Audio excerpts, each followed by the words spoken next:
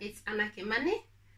I'm back again for today's session as I continue sharing with you on this crucial topic that I have been exploring and sharing with you for the last few weeks. And the topic has been parents or guardians, what you could do to support the young people or students under your care to get the best out of their education. And to you young people, at whichever level of education you're at, what you could do to get the best out of your education. In today's session, I'll be looking at why teenagers shouldn't be suppressed. Their talents, giftings must be nurtured alongside their academics. Again, today I'm looking at why teenagers shouldn't be suppressed. Their talents, their giftings, or their gifts must be nurtured alongside their academics. In other words, the young people going through education, at whichever level, they have got a lot of talents, a lot of gifts that need to be nurtured alongside their academics. Because if care is not taken and looked into in this area of nurturing all around education, there are some talents or gifts that can be suppressed, and it is not good. So when it comes to education, I've been exploring on all around education, that is the curriculum, covering the timetabled subjects, the extracurriculum, vocational trainings, other trainings at school and at home is very important, and including leadership as well.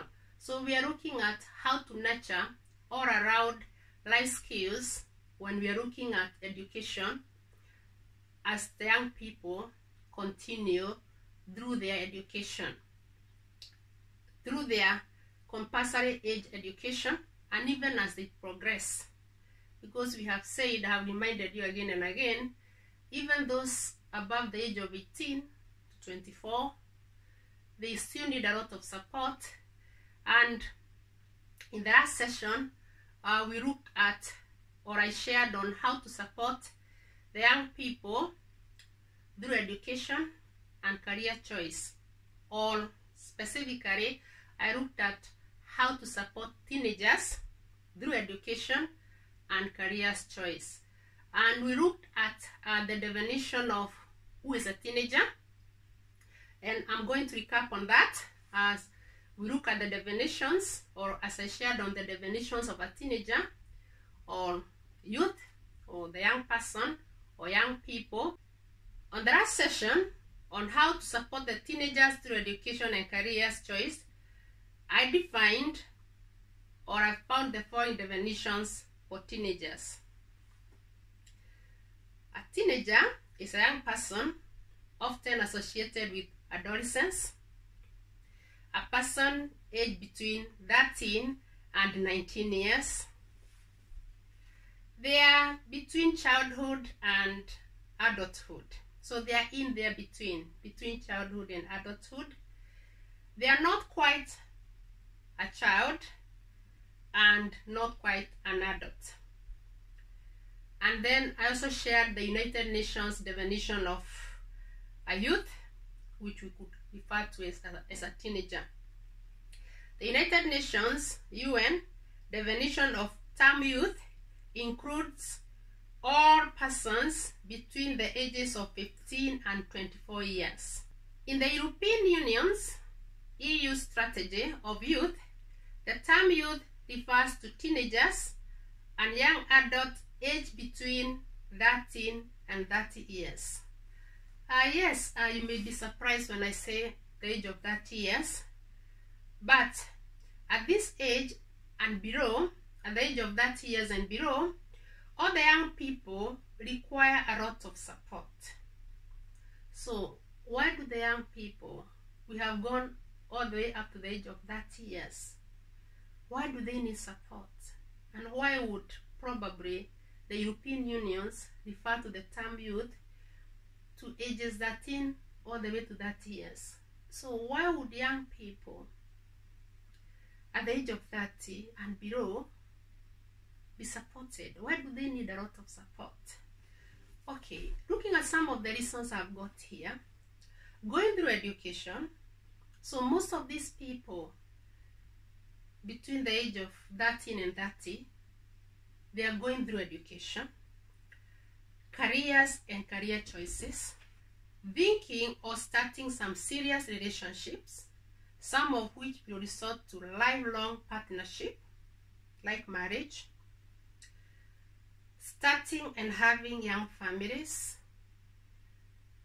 So at this age, below the age of 30, especially after they finish university, they are settling in careers after finishing their high institution of learning.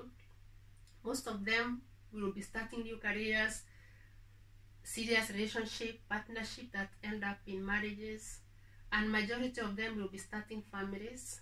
So we find that they have got their baskets full and they'll need a lot of support.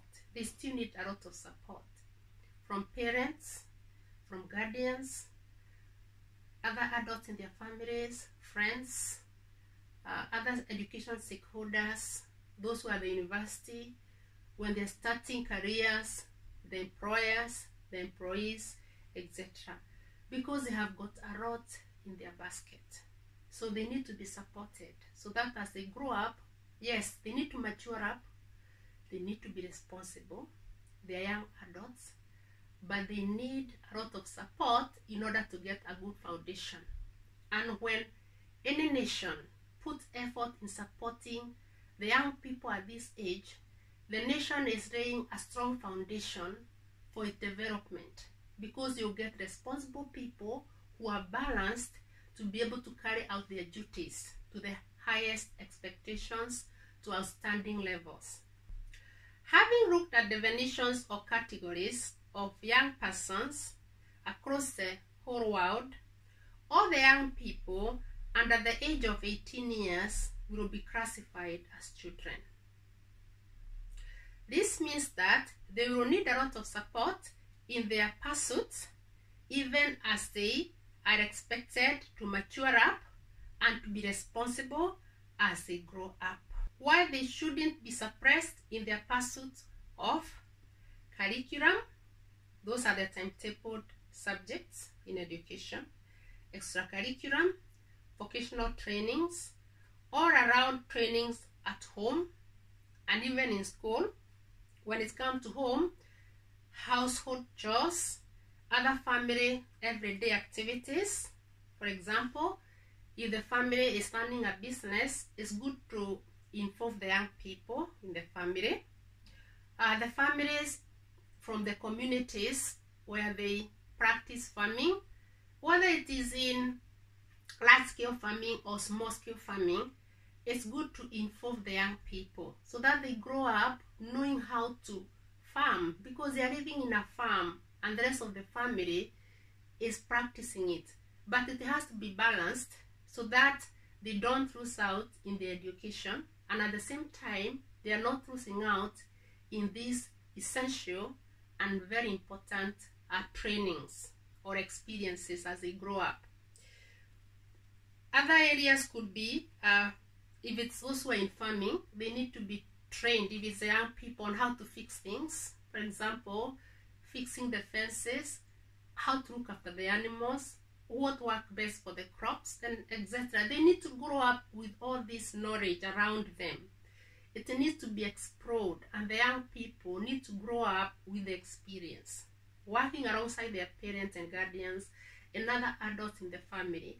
But as I said, in a balanced way, because they're still growing up, and especially under the age of 18, even all the way to 24, they need to get a balanced training and experiences as they grow up.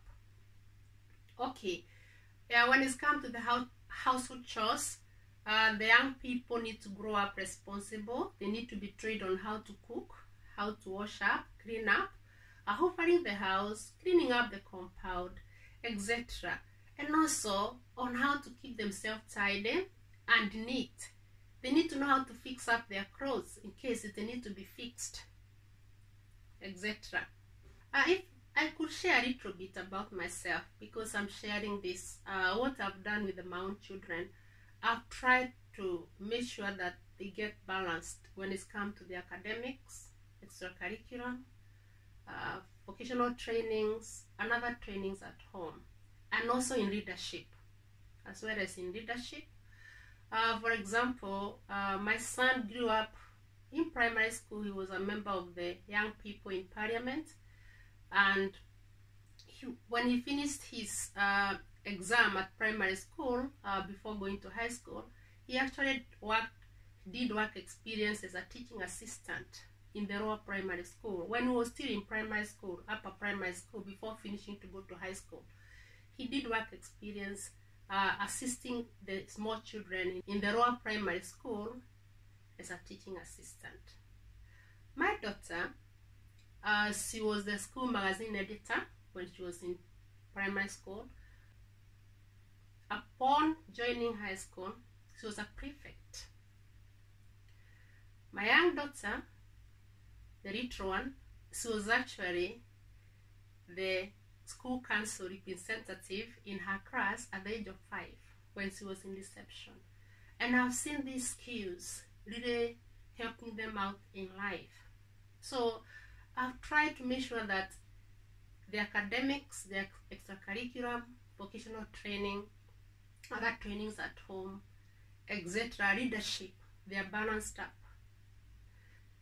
For example, when I come back to my son, he was very involved in cricket. He was house captain, etc., when he was in high school.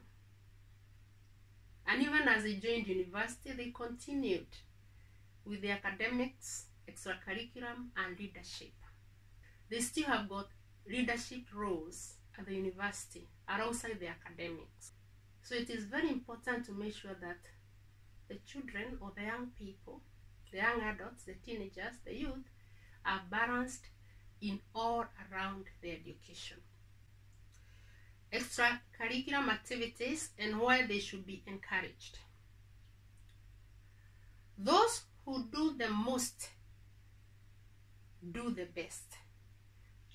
Young people or children who are head boy or head girl or have been involved in other leadership skills as they go through school or in the learning institution, sport captains, involved in lots of different extracurriculum activities, learn pluralization. They develop a good skill, work ethic, and learn key work-life balance. They are also very good and developed in their organizational skills. Doing extracurriculum activities help develop other important connections and interests. It is important to take a break from the academics, especially the timetable subjects, and engage in extracurriculum activities, vocational training, other trainings, etc. The mind needs time to relax so that they can perform the best. Doing some exercise, another physical activity can help with that. It is important to broaden your horizons. It is important to help the young people broaden their horizons. Enjoying in extracurriculum activities allow the young people to meet lots of different people who have different experiences, and you never know, this could be the area that they will end up pursuing their career in the future and develop in that career from a hobby, from an interest, from a gift, from a talent that was developed. Having a hobby shapes and diversify identity and allows us to meet new people and make new friends. Having hobbies can build a student's confidence and self-esteem, especially if they have prizes or awards given from this hobby when they have done well. Studies have shown that students who practice a sport or regular exercise attain higher grades. Having hobbies alongside your studies improve your time management, or will help the young people in improving their time management. Students learn many essential transferable skills through extracurricular activities or pursuing other hobbies or other trainings, vocational trainings, and these skills include teamwork, leadership, communication, and resilience, because they are working with other people. They are participating in teamwork with other people, so they will develop these life skills. Extracurricular activities help students to maintain a positive attitude towards their studies and improve student well-being. Having a hobby or interest outside of your studies or the young people's studies can make them competitive when applying for university or for jobs, because they'll say, alongside these academic qualifications I've got experience in these other areas, and that will make the applications, whether it is to the higher learning institution or for jobs, very competitive. Having a hobby can reduce stress and build resilience in your study as a student and also in the career. You can make money or build a career or a business from a hobby.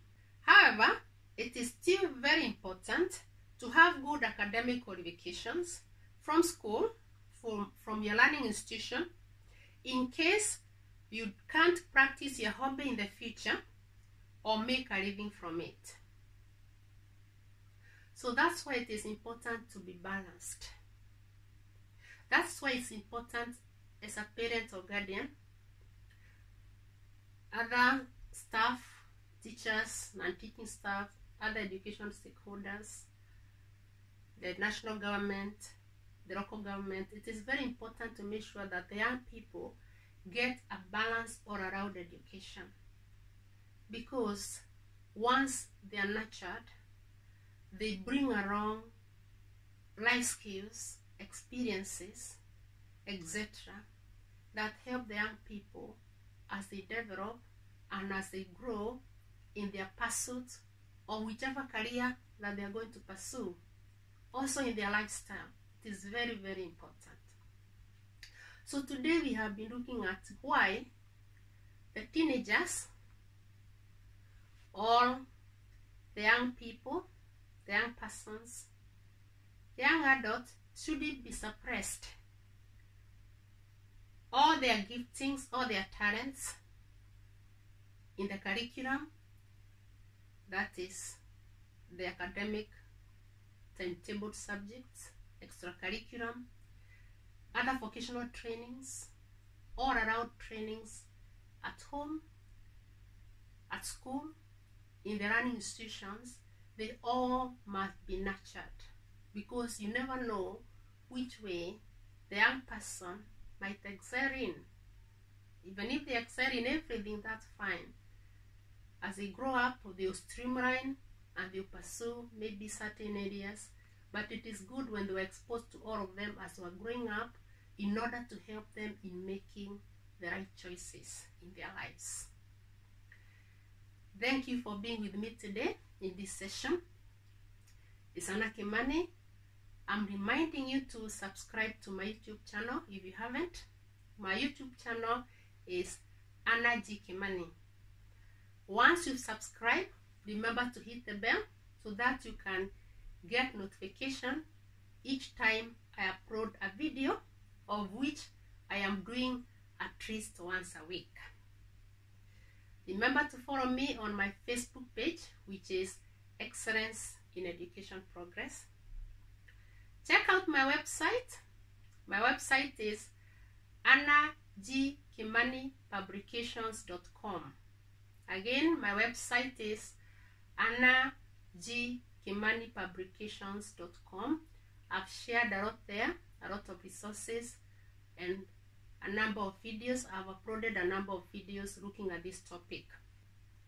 You can also drop me an email, and my email is akimanipublications@gmail.com. In case you have got an area that you'd want me to cover under this topic, parents or guardians, what you could do to support the young people under your care going through education in order for them to get the best from their education, and to you young people, what you could do to get the best out of your education, feel free to write to me through my email and let me know. Do not forget to comment as you watch each video. Let me know how I'm getting on. Remember to give me like, they encourage me. And thank you for your time. I'm looking forward to meeting you again in the next session. And it's goodbye.